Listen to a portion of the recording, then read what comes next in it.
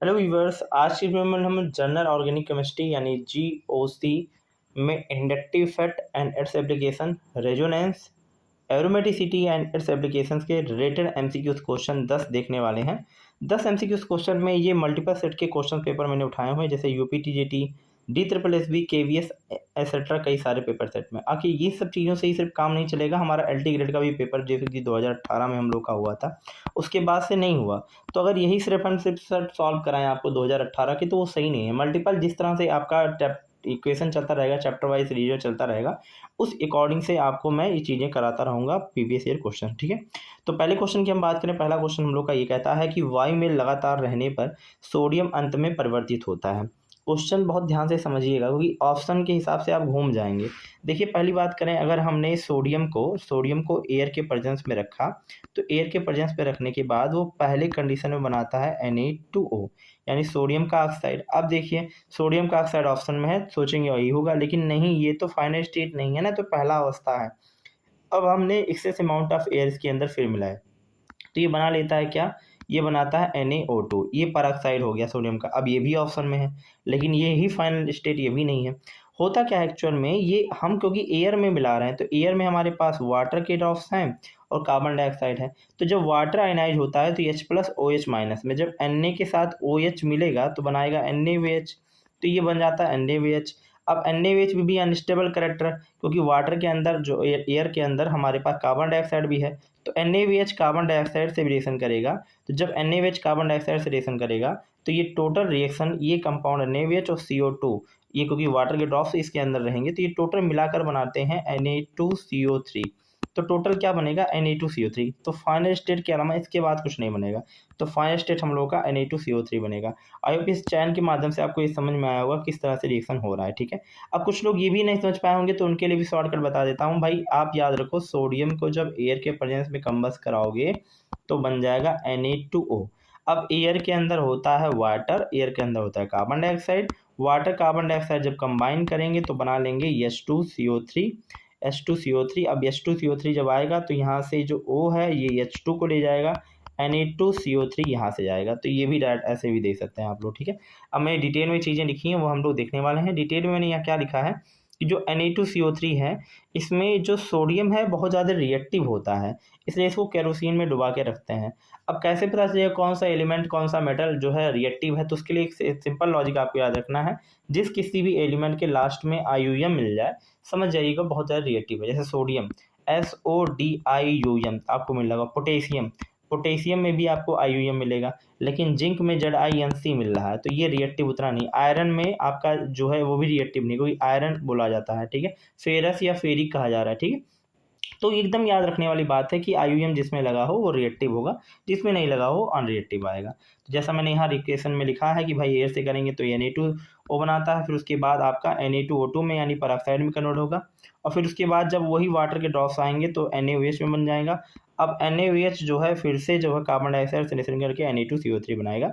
I hope आपको ये समझ में आ रही होगी। ठीक है, अब उसके बाद सेकंड क्वेश्चन की हम बात करें। सेकंड नंबर क्वेश्चन जो हम लोग का है वो क्या है, सेकंड नंबर क्वेश्चन हम लोग का है कि उच्च तापमान पर ऑक्जेलिक अम्ल ऑक्सीकृत होकर के पोटेशियम परमैंगनेट के साथ उत्प्रेरक के रूप में क्या कार्य करते हैं, यानी ठीक है, इसका बताइएगा आप लोग क्या होगा आंसर सही। ठीक है, कमेंट करके बताएं आप लोग। ठीक है, इसका करेक्ट आंसर क्या होगा। ठीक है, तो अब हम बात करें अगर, तो MnSO4 ही इसका करेक्ट आंसर होगा। MnSO4 क्यों करेक्ट आंसर, इसको हम डिटेल में देखते हैं। तो भाई देखिए, ध्यान से समझेंगे आप लोग। उच्च तापमान पर पोटेशियम परमैंगनेट यानी KMnO4 ऑक्जेलिक अम्ल यानी H2CO3 के साथ अपक्रिया करके, अम्लीय माध्यम में H2SO4 के साथ अपक्रिया करके H2CO4 के साथ रिएक्शन करके बनाता क्या है, टोटल रिएक्शन देखेंगे तो बनाता है MnSO4। तो MnSO4 बनाता है, जो कि सेल्फ जो है उत्प्रेरक के रूप में काम करते हैं, यानी ऑटो कैटलिस्ट के रूप में काम करते हैं। अब इसके बारे में बता दें कि भाई KMnO4 क्या है। KMnO4 का नाम होता है पोटेशियम परमैंगनेट, जैसा ऊपर रिएक्शन में है KMnO4। H2C2O4 oxalic acid, H2SO4 गंधक का अम्ल यानी सल्फ्यूरिक अम्ल, और MnSO4 मैंगनीज सल्फेट, इसे उत्प्रेरक कहते हैं। कार्बन डाइऑक्साइड पता ही है, वाटर आप लोगों को पता ही है। ठीक है, नेक्स्ट क्वेश्चन की हम बात करें तो नेक्स्ट नंबर क्वेश्चन जो हम लोग का है वो क्या है, तो ये क्वेश्चन हम लोग का कहा है निम्नलिखित में से कौन सा मध्यवर्ती के रूप में कार्बोकैटायन नहीं बनाता। कार्बोकैटायन का मतलब होता है इसमें कार्बन का प्लस चार्ज हो, कार्बोकैटायन कहलाता है। कार्बन पे माइनस चार्ज कार्बोनाइन कहता है। कार्बन फ्री रेडिकल का चार्ज कार्बन फ्री रेडिकल कहलाता है। तो पूछ रहा है कार्बन प्लस जो है कौन सा नहीं बनाएगा, क्वेश्चन ये है। तो पहले इन सबको देख लीजिए, सबका स्ट्रक्चर बनाइए जिससे आप लोगों को बनने के लिए मिल जाएगा। पहला है एथिल मैग्नीशियम हैलाइड। तो एथिल मैग्नीशियम हैलाइड का मतलब है C2H5, ये एथिल हो गया। मैग्नीशियम का मतलब Mg और हैलाइड का मतलब X आ जाएगा। दूसरा है मेथिल ब्रोमाइड यानी कि आपका CH3Br हो जाएगा। इसके बाद कह रहा है वाइनिल क्लोराइड। तो वाइनिल किसे बोलते हैं, जब CH2 के साथ अटैचमेंट हो किसी ग्रुप का डायरेक्टली, तो आपका जो है ये आपका वाइन। तो देखिए ग्रुप से अटैच कार्बन sp3 से sp2 से हाइब्रिडाइज है, बगल वाला भी sp2 से हाइब्रिडाइज है, तो इसे वाइनिल बोलते हैं। एथिल अल्कोहल यानी C2H5OH। तो ये सब के सब अब देखोगे तो आयनाइज करोगे, इनको आयनाइज करोगे तो ये बनेगा C2H5 माइनस Mg+2। क्यों? क्योंकि ग्रीनार एजेंट है। ग्रीनार एजेंट का आयनाइजेशन करेक्टर में ये जो है आपका C2H5 ये माइनस में बदलता है, और हमसे क्वेश्चन कह रहा है कि प्लस जो है वो नहीं देगा, तो ये तो जो है कार्बोकैटायन नहीं देगा, तो ये तो कार्बो एनायन दे रहा है, यही आपका कार्बोकैटायन नहीं देगा, तो इसलिए एनायन की वजह से ये गलत हुआ और यही हमारे लिए सही होगा, यानी ये ऑप्शन आप लोगों का पहला सही होता है। बाकी हम लोग डिटेल में देखने वाले हैं, ये यूपीटीजीटी 2016 में क्वेश्चन आया हुआ था। तो अगर हम बात करें C2H5 जो है C2H5 MgCl के बारे में, तो C2H5 MgCl जो है ये ग्रीनार्ड अपकर्मक होता है। मुख्य मध्यवर्ती उत्पाद में कार्बोधनायन नहीं देते हैं, कार्बो एनायन देते हैं। कार्बोधनायन का मतलब ऋणायन देते हैं, कार्बो एनायन देते हैं। अगर हम कार्बोरेडायन की बात करें तो ये नाभिक स्नेही न्यूक्लियोफाइल की भांति व्यवहार करेगा, जिसमें इलेक्ट्रॉन अल्प जो होता है डिफिशियंट होते हैं और केंद्रक पर आक्रमण करते हैं, ठीक है।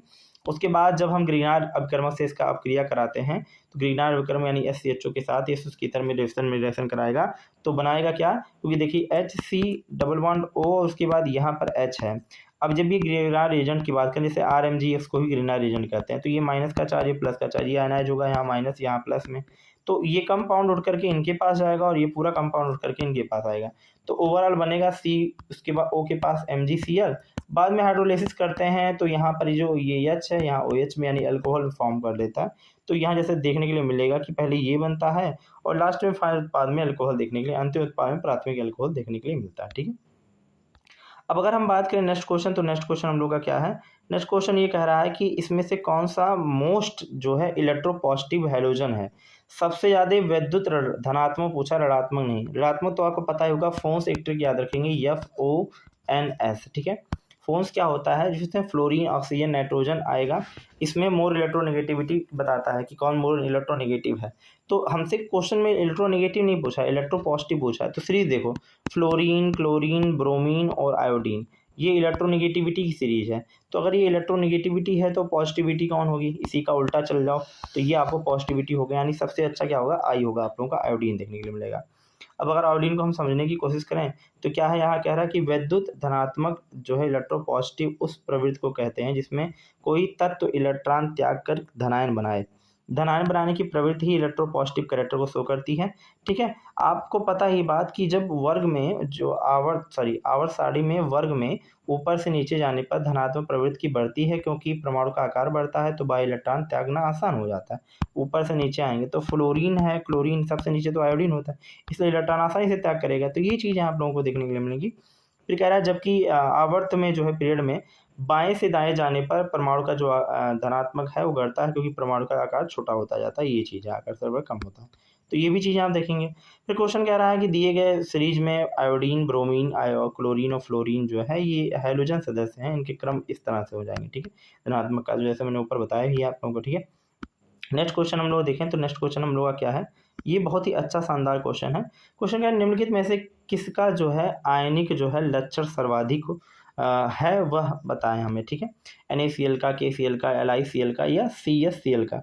अगर आप ध्यान से समझें तो सब के जो कैटायन है ना, देखिए ये जो आपको ये दिखेगा ये मेटल है और ये दिख रहा है नॉन मेटल, तो ये वाला करेक्टर सिमिलर ग्रुप का है। सिमिलर ग्रुप का मतलब जैसे आपको पता है सोडियम, पोटेशियम, लिथियम, उसके बाद सीजियम, तो ये सीरीज तो ऐसे नहीं है।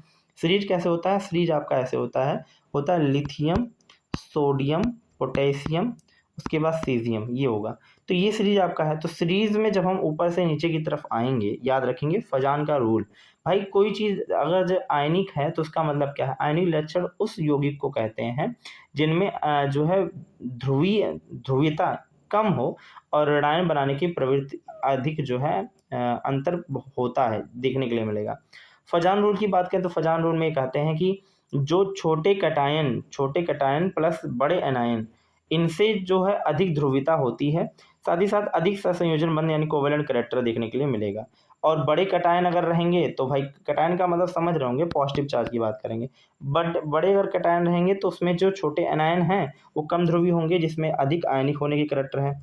तो अगर इसमें कैटायनिक कैरेक्टर हम देखा जाए कि कैटायनिक कैरेक्टर फजान रूल के अकॉर्डिंग, तो CS जो है +1 और उसके बाद ये सबसे ज़्यादा होगा। फिर आपका क्या होगा, पोटेशियम होगा, फिर आपका सोडियम होगा और लास्ट में आपका जो है वो लिथियम चला जाएगा। ये आपको देखने के लिए मिलेगा। तो सबसे छोटे कैटायन की बात करें तो लिथियम होगा, क्योंकि लिथियम का क्लोराइड होगा। सबसे बड़े कैटायन की बात करें तो सीजियम होगा, CS होगा। तो पूछा गया सर्वाधिक सबसे बड़े, तो सबसे बड़े आपका हो जाएगा CsCl2। ये फजान रूल के अकॉर्डिंग है। आप फजान रूल आप लोगों को पढ़ा दिया गया है, आप लोगों को आई होप समझ में आ रहा होगा। ठीक है, ऐसे ही हम बात करें 6 नंबर क्वेश्चन के बारे में। तो 6 नंबर जो क्वेश्चन है हम लोग का वो क्या है, 6 नंबर क्वेश्चन हम लोग का कह रहा है कि इनमें से कौन सा कंपाउंड ऐसा है जो आइडोफॉर्म टेस्ट नहीं देगा। आइडोफॉर्म कन्फर्मेशन जो टेस्ट है वो जो है कौन पुष्टि कर रहा है उसका, मतलब आइडोफॉर्म टेस्ट कौन सा कंपाउंड देगा। तो आपसे क्वेश्चन है COCH3 या CH3 CONH2 COC, ये सभी नहीं देंगे, इसमें से देगा ऊपर वाला। अब क्यों दे रहा है मैं आपको बताता हूँ। पहला चीज़ है आइडोफॉर्म टेस्ट क्या होता है, हेलोफॉर्म टेस्ट ही आइडोफॉर्म टेस्ट है। जैसे मान लीजिए CHX3, यही बनना ही अपने यहाँ में आइडोफॉर्म टेस्ट है।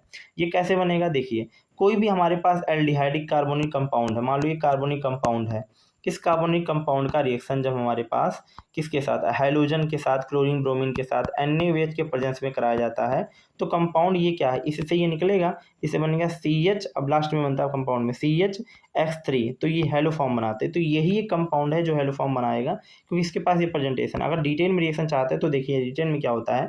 मान लीजिए हमारे पास SCHO है, SCOCH3 है, ठीक है। अब इसका रिएक्शन अगर आपने क्लोरीन के साथ कराया तो क्लोरीन आएगा, 3 मॉलिक्यूल क्लोरीन, इसके पूरे हाइड्रोजन को यहाँ से निकाल देगा, तो बनेगा CCl3CO, उसके बाद H आ जाता है। अब इसका जब NaOH से रिएक्शन या KOH से कराओगे तो जो Na है ऐसे एनाइज होगा, तो ये कंपाउंड इसके साथ जाएगा, जिसे बनेगा CHCl3, और बाकी ये ONA और ये, तो ये COOH बन जाता है। तो यही कंपाउंड है जो बनाएगा, बाकी नहीं बनाएंगे। ठीक है, डिटेल मुझे बताया हो समझ में आ रहा। 2016 का क्वेश्चन है UPTGT का। अगर हम यहाँ पर जैसे आइडोफॉर्म टेस्ट की बात करें तो विशेष रासायनिक परीक्षण में मेथिल जो है कीटोन समूह जो है पुष्टि की जाती है। यह परीक्षण जो है यौगिकों में उपयुक्त जो है CO3 जो ग्रुप है जो प्रतिक्रिया के लिए सीधे डायरेक्ट बनता है। आयोडीन की बात करें तो आयोडीन की क्षारीय अम्ल यानी NaOH के साथ आइडोफॉर्म CH3 बनाता है, जो पीले ठोस पदार्थ का होता है, जिसमें एक गंध की विशिष्ट जो है होती है, गंध एक कुछ प्रकार के विशिष्ट गंध होते हैं। आई होप आप लोगों को समझ में आ रहा है। नेक्स्ट क्वेश्चन की बात करें, नेक्स्ट क्वेश्चन जो हम लोग का 7वां नंबर क्वेश्चन है, बहुत ही अच्छा क्वेश्चन ये भी है, और ये क्वेश्चन LT ग्रेड में आया हुआ क्वेश्चन है। LT ग्रेड जो है सेकंड पेज की बात करें तो उसमें आया हुआ सेकंड में। ठीक है, तो अगर हम बात करें तो क्वेश्चन ये है, अमोनिया के निर्माण की दिया है N2 हावर प्रोसेस है, हावर विधि दी गई है। N2 + 3 molecules of H2 formation of 2 molecules of NH3 and कुछ सब मॉलिक्यूल्स ऑफ रीजिंग इन एनर्जी। इसमें क्वेश्चन कह रहा है निम्नलिखित शर्तों में से कौन सा अमोनिया बनाने की सर्वाधिक अनुकूल है। ताप का बढ़ना होगा, या ताप व दाब और दोनों बढ़ता है, ताप का घटना या दाब का बढ़ना होगा, या दाब घटेगा। इसमें से सही ऑप्शन आपका सी ही होना चाहिए, सी ऑप्शन ही सही है। सी ऑप्शन इसलिए सही है क्योंकि देखिए जब N2 से आपका H2 जाता है 3 मॉलिक्यूल्स में, ये रिएक्शन होगा NH3 का, तो हावर ने अपने उसमें बताया गया कि इसमें ताप का घटना, ताप इसमें कम करते हैं तथा दाब बढ़ाते हैं। प्रेशर जितने ज़्यादा रहेगा उतनी जल्दी ये रिएक्शन परफॉर्म करता है। अब देखेंगे तो यहाँ समझ में पूरी बातें आएंगी, लीचार्टे प्रिंसिपल भी लगेगा। तो जैसे N2H3 जो है ये एक ऊष्माक्षेपी यानी एक्सोथर्मी रिएक्शन है। लीचार्टे प्रिंसिपल के अकॉर्डिंग हम अगर चीज़ें देखें तो ये लीचार्टे प्रिंसिपल में क्या होगा, इसमें कहा गया है कि ऊष्माक्षेपी अपक्रियाओं में तापमान घटाने से उत्पन्न जो है उत्पाद बनने की प्रवृत्ति बढ़ती है। भाई जब हम तापमान, लीचार्टे प्रिंसिपल ने कहा गया कि भाई ऊष्माक्षेपी अगर एक्सोथर्मिक है तो एक्सोथर्मिक में तापमान घटाओगे तब आपका जो है वो उत्पाद जल्दी बनेगा। साथ ही साथ अपक्रिया में 4 गैस के परमाणु हैं, जैसे एक N2 3H2, तो 2 गैसीय परमाणु और उसके बाद यहाँ से बन रहा है, अर्थात दाब बढ़ाने पर प्रतिक्रिया आगे की ओर बढ़ेगी। जब हम दाब बढ़ा देंगे तो प्रतिक्रिया आगे, क्योंकि भाई N2 है और प्लस 3H2 है, तो देखेंगे तो यहाँ 1 और ये 3, यानी टोटल मिला के 4 है और इधर क्या हो रहा है 2 हो रहा है। तो दाब जब बढ़ाओगे तभी तो आगे की तरफ प्रक्रिया बढ़ेगी, ये चीज़ है। अतः अमोनिया के निर्माण में सबसे अनुकूल स्टेज जो है वो आपका वही होगा, थर्ड ऑप्शन, ठीक है। अब नेक्स्ट क्वेश्चन की बात करें, 8वां नंबर क्वेश्चन। तो 8वां नंबर क्वेश्चन भी आप लोगों का क्या है, LT ग्रेड में आया हुआ क्वेश्चन है। LT ग्रेड में पूरा डेट मैंने लिख दिया कि किस डेट में आया हुआ है। LT ग्रेड में आया हुआ क्वेश्चन है। इसमें क्वेश्चन क्या, निम्नलिखित में से कौन सा जो यौगिक है वो कार्बन के साथ क्लोरीन बंध जो है वियोजन सबसे कम होता है, मतलब सबसे कम होगा। तो ये क्लोरोबेंजीन है और ये आपका CH3 के साथ ClCH3, और ये आपका जो है एलिलिक क्लोराइड है और ये वैनिलिक क्लोराइड है। ये एलिलिक क्लोराइड, ये वैनिलिक क्लोराइड, और ये आपका टर्सी ग्रुप कंपाउंड के साथ है, और ये आपका। तो क्वेश्चन ये कह रहा है सबसे कम वियोजन किसमें होगा। तो वियोजन का मतलब होता है डिसोसिएशन, ठीक है। ये रेजोनेटिंग करेक्टर है तो इसकी स्टेबिलिटी होती ज़्यादा, तो इसका सही ऑप्शन आपका बी होना चाहिए। बाकी मैं आपको कंप्लीटली समझाता हूँ कि कौन सा होगा, ठीक है। बी ऑप्शन सही है। पूरा डिटेल में अगर हम देखें ऑप्शन के अकॉर्डिंग, तो पहला है क्लोरोबेंजीन। क्लोरोबेंजीन में सी के साथ Cl बंध है जो रेजोनेंस द्वारा आंशिक डबल बॉन्ड के साथ करेक्टर में है, जिसमें इसकी जो BDE है, BD का मतलब होता है बॉन्ड डिसोसिएशन एनर्जी, ये सबसे अधिक होगी और हमें पता करना है कम किसकी होगी, तो इसकी तो ज़्यादा होगी। वाइनिलिक क्लोराइड में CCl है, sp3 हाइब्रिडाइज्ड है, से जुड़ा आंशिक डबल बॉन्ड कैरेक्टर है, इसमें भी अधिक होगी, ठीक है। डबल बॉन्ड जो है डिसोसिएशन कैरेक्टर जो एनर्जी है वो भी ज़्यादा होगा। एलाइलिक क्लोराइड में बंध टूटने पर जो है एलाइलिक कार्बोकैटायन रेजोनेटिंग स्टेबिलिटी आती है, ये भी आपका ज़्यादा होगा। टर्सरी ब्यूटाइल क्लोराइड, जैसा अभी हमने बताया बी वाले ऑप्शन में, इसमें बंध जब टूटेगा तो टर्सरी डिग्री कार्बोकैटायन बनेगा जो हाइपर कंजुगेशन कैरेक्टर में प्लस आई इफेक्ट को शो करेगा। तो ये प्लस आई इफेक्ट और हाइपर कंजुगेशन होने की वजह से, ऐसा कैरेक्टर होने की वजह से ये अत्यधिक जो है स्थिर माना जाता है, और अगर अत्यधिक स्थिर है तो इतने जल्दी स्थिर हो गया तो बॉन्ड को डिसोसिएशन जो होगा उसमें क्या होगा, बहुत ही कम देखने के लिए मिलेगा, ठीक है। तो मुझे क्योंकि अधिक पता नहीं करना था, कम पता करना था, तो इसी में कम होगा, बाकी तो समझ में आ रहा होगा, ठीक है। अब हम बात करें नेक्स्ट चौथे नंबर क्वेश्चन के बारे में। तो चौथा नंबर क्वेश्चन जो है ये भी LT ग्रेड का ही क्वेश्चन है, 2018 में हुआ है। निम्न में से कौन से कार्बनिक जो है ऑक्सीजन द्विआबंध तनाव आवृत्ति के घटते हुए क्रम में व्यवस्थित किए गए हैं। तो ये जो आपको देखने के लिए मिल रहा है, ये कंपाउंड कैसे लिखा है, ये लिखा है CH3CO, उसके बाद दिया गया है OCH3, ऐसे करके सब में अपना CO करके ऐसे दिया गया है। अब इसमें हमें पूछा गया है कि द्विआबंध तनाव जो है उसकी आवृत्ति के बढ़ते हुए क्रम में कैसे, तो इसका जो सही ऑप्शन होगा वो आपका जो है बी ही होगा। अब बी कैसे हो रहा है पूरा डिटेल में देखते हैं, फिर उसके बाद समझते हैं। तो पहले देखिए ध्यान से, जो CH3CO CH3Cl है, इसमें जो CH3 ग्रुप होता है ये प्लस आई ग्रुप होता है। देखिए ध्यान से, CH3CO Cl है, ये प्लस आई ग्रुप होता है। प्लस आई ग्रुप जो होते हैं इलेक्ट्रॉन खींचता है, यानी CO बंध जो है मजबूत है। सबसे अधिक जो है स्कैंडिंग की फ्रिक्वेंसी होगी, तो सबसे अधिक फ्रिक्वेंसी होने की वजह से ये चीज़ें आप नहीं होंगी, ठीक है। तो ये इसी वजह से बी जो ऑप्शन है, मतलब बी जो आपका है वो भी स्टेबिलिटी आएगी इसकी। इसी तरह से पहले वाले की बात करें तो पहले वाले में भी CH3CO, उसके बाद OCH3 है। तो एक तरफ क्या है कि प्लस आई का ग्रुप है यहाँ CH3 की वजह से, यहाँ ये OCH3 माइनस आई का ग्रुप है, और यहाँ प्लस आर दोनों की तरफ रेजोनेंस होगा। तो इसमें जो है अगर हम कंपेयर करना शुरू करें ना, तो क्या देखिएगा कुछ हद तक जो है प्लस आर दोनों देते हैं, परंतु Cl जितना स्ट्रांग हो नहीं है, मतलब Cl जितना ऊपर वाला स्ट्रांग था इसमें नहीं है। तीसरे वाले की बात करें तो CH3CO, उसके बाद H है, एल्डिहाइड है। एल्डिहाइड का जो H है प्रभाव नहीं शो करता क्योंकि इसके अंदर CO बंध जो है स्ट्रेंथ पर निर्भरता नहीं होती। चौथे की बात करें तो चौथे में CH3CO NH2 है, यानी एमाइड है। तो अगर एमाइड है तो एमाइड में क्या होता है, लोन पेयर होगा जो प्लस आई जो है प्रभाव देगा, जिसमें पाई बंड जो है मजबूत होते हैं, इसीलिए सबसे कम फ्रिक्वेंसी होगी, इसलिए इसका जो क्रम है दूसरा सबसे पहले होगा। अगर आप देखेंगे ध्यान से फ्रिक्वेंसी के बेसिस पे, तो आपका सबसे ज़्यादा फ्रिक्वेंसी किसका होगा ऊपर अगर हम देखें तो इसमें सबसे पहले होगा दूसरा, उसके बाद आएगा पहला, ठीक है, ये वाला कंपाउंड, पहले ये, फिर ये, उसके बाद तीसरा, फिर चौथा। ये आप लोग ध्यान देंगे, ऊपर आप क्वेश्चन देखना चाहें समझ सकते हैं। इस सीरीज का लास्ट क्वेश्चन अगर हम बात करें तो लास्ट क्वेश्चन क्या हम लोग का है, लास्ट क्वेश्चन ये कह रहा है कि विच out of the following is a non metallic oxide, इनमें से कौन सा नॉन मेटेलिक ऑक्साइड है, इतने क्वेश्चन है। तो मेटेलिक ऑक्साइड देख लो, नॉन मेटेलिक ऑक्साइड आपको पता चल जाएगा, ये LT ग्रेड 2010 में। आपको मैं लेवल बता रहा हूँ, यानी कि बहुत ब्रॉड लेवल है, नॉर्मल लेवल भी है, लेकिन हाँ क्वेश्चन की एनालिसिस करके चलने हैं। तो BeO2, N2O2, NaO2, उसके बाद NaCl, ये तो भाई सब मेटल है ना, एल्युमिनियम मेटल होता है, सोडियम मेटल होता है, Be भी मेटल होता है, बेरिलियम। N2 जो है वो ये गैस है और ये नॉन मेटल है N2, तो यही आपका ऑप्शन सही होगा, ठीक है, नॉन मेटेलिक ऑक्साइड। बाकी जो है इसमें मैंने लिखा हुआ भी है कि N2 जो O है ये अधातु के ऑक्साइड हैं, ये अम्लीय और तटस्थ न्यूट्रल प्रकृति के भी होते हैं, जबकि धातु के ऑक्साइड आमतौर पे क्षारीय बेसिक या एम्फोटेरिक ऑक्साइड के प्रकृति के होते हैं, एम्फोटेरिक नेचर के। तो अगर हम बात करें यहाँ पर जो Be है बेरियम का जो धातु ऑक्साइड है वो उभयधर्मी एम्फोटेरिक नेचर होगा। साथ ही साथ N2O यानी नाइट्रोजन के अधातु के ऑक्साइड जो होते हैं तटस्थ जो है अधातु ऑक्साइड में होंगे। N2O जो है, जो Na2 है, सॉरी, Na2O जो है ये सोडियम का धातु का ऑक्साइड बनाएंगे जो क्षारीय प्रवृत्ति के होंगे, और ये जो हो गए एम्फोटेरिक प्रवृत्ति के होते हैं। N2 जो है नाइट्रस ऑक्साइड होता है। अगर आप कहेंगे तो ये मैं आपको बता दूंगा अलग से एक वीडियो बना के कि कौन सी स्टेबिलिटी किसकी एम्फोटेरिक ऑक्साइड की होगी या एम्फोटेरिक ऑक्साइड कितने होते हैं, ठीक है। इसका भी एक ट्रिक है मेरे पास, आसानी से समझ में आएगा। अब मैंने 10 क्वेश्चन आप लोगों को समझाए, आई होप आप लोगों को ये चैनल समझ में आ रहा होगा। पूरा का पूरा अगर चीज़ें समझ में आ रही हैं तो आप लोग कमेंट करके बताएं, और पूरी चीज़ें डिटेल में आप लोगों को बताई जा रही हैं तो कोशिश कीजिए ज़्यादा से ज़्यादा लोगों के पास शेयर कीजिए, जिससे ज़्यादा से ज़्यादा लोगों के लिए फ़ायदा हो सके। धन्यवाद, जय हिंद।